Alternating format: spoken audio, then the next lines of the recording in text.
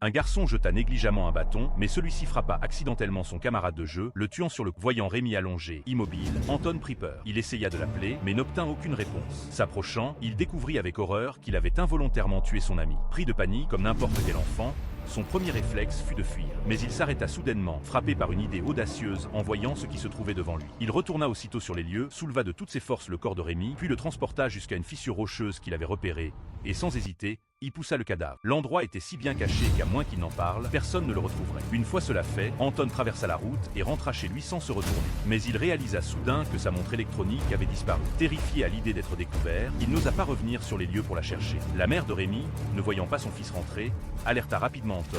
Sachant qu'ils jouaient souvent ensemble. Pour détourner les soupçons, Anton indiqua une direction opposée. Mais malgré les recherches, aucune trace de Rémi ne fut retrouvée. Sa disparition fit rapidement le tour du village. La police locale, les habitants et même les médias se mobilisèrent. À la télévision, l'avis de recherche passait en boucle. La mère d'Anton pensait que son fils était simplement inquiet pour son ami, sans se douter une seconde qu'il était responsable. Mais la peur d'Anton se réalisa. Le lendemain, la police le convoqua pour l'interroger. Face aux questions insistantes, il resta calme, affirmant avoir vu Rémi passer devant sa maison, mais rien de plus.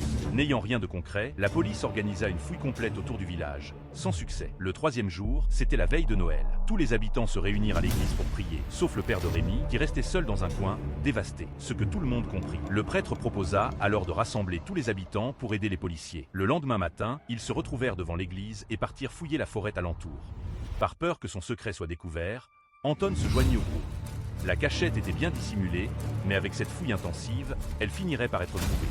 Alors que le groupe s'approchait dangereusement de la fissure, Anton était au bord de l'effondrement.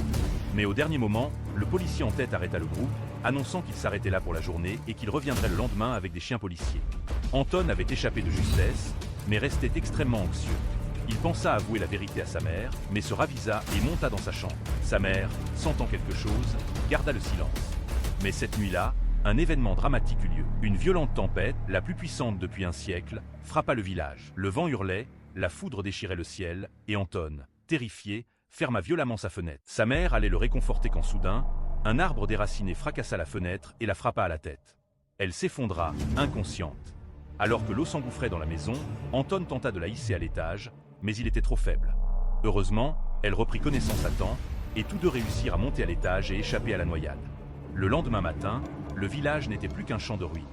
Les secours s'activaient, et les recherches de Rémi furent mises en pause.